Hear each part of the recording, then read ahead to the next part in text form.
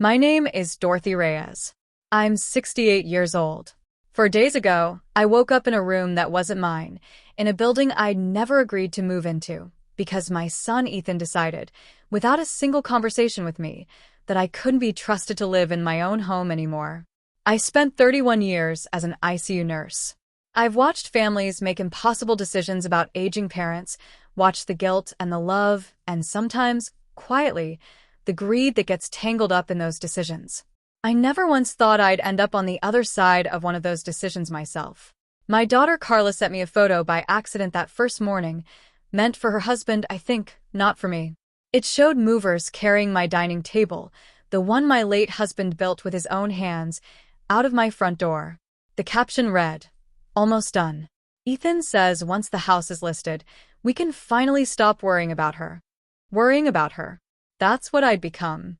A line item. A liability to be resolved.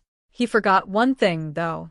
Something he never once asked me about, because he never once asked me anything before deciding I was already gone.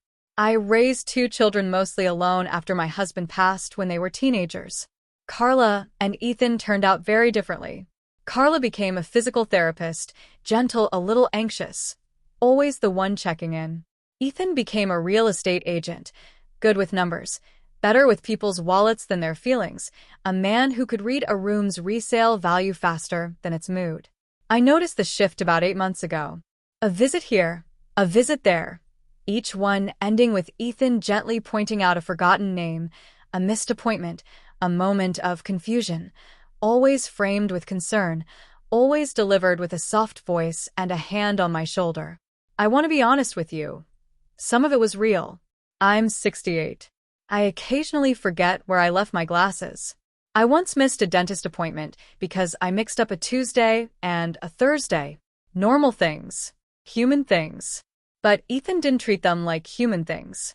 He treated them like evidence. He started documenting them. I found out later, texting Carla little updates. Mom forgot the appointment again. This is getting concerning. Building, quietly, patiently, a narrative. What I didn't know is that Ethan had been talking to a doctor, not my longtime physician, but a new one he'd found through a colleague, who agreed to sign off on a cognitive concern assessment based almost entirely on Ethan's account of events rather than any actual examination of me.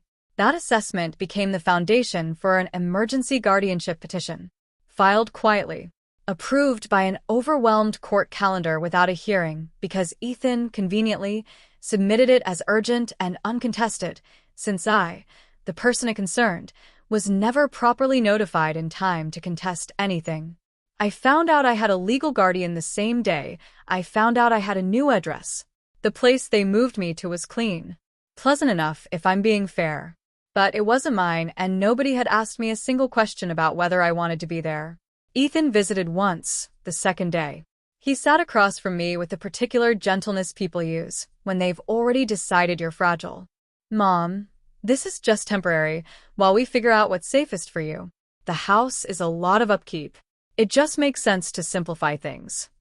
Simplify things for who, Ethan? He didn't answer that directly. He talked instead about the market being strong right now and getting ahead of the paperwork before things get complicated. I'd been a nurse for 3 decades. I know exactly what a rushed, poorly documented guardianship filing looks like for me inside. And I knew, watching my son avoid my eyes while discussing the market, exactly what kind of paperwork he meant. The house listed 9 days after I moved in. 9 days. Not months of careful consideration for an aging mother's well-being.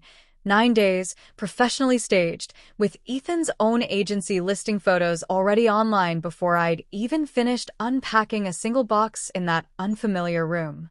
I had one advantage Ethan hadn't accounted for. I still had my old colleagues. A woman named Rosalind, who I'd trained with decades earlier and who now worked as a patient advocate specializing in elder rights, came to visit 2 days after I arrived. Carla, feeling guilty and unsure, had quietly reached out to her without telling Ethan. Rosalind didn't waste time. She requested an independent competency evaluation, a real one, conducted by a neutral geriatric psychiatrist with no connection to Ethan's chosen doctor. It took 4 days to arrange. I passed it without a single flag. Full orientation, full memory function, full capacity to manage my own affairs. That evaluation became the basis for an emergency motion to reverse the guardianship. Rosalind also flagged something else in the court filing, something Ethan clearly hadn't anticipated anyone checking. The original petition claimed I had no other family members available or willing to serve as guardian. Carla's name wasn't mentioned anywhere in it, despite living 20 minutes from me and being fully capable and willing. The judge, reviewing the reversal motion, was not pleased. But here's the part Ethan really didn't see coming. A year before any of this happened, after a health scare that had nothing to do with my mind and everything to do with my heart, literally a mild cardiac event that had me thinking hard about my mortality, I'd quietly updated my estate plan.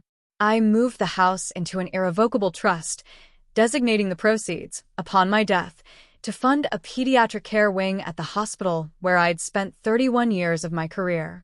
I did it because I'd started noticing, even then, the way Ethan talked about the house's value a little too often for a son who claimed he just wanted me safe.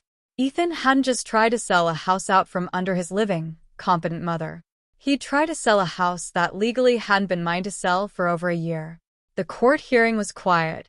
No shouting.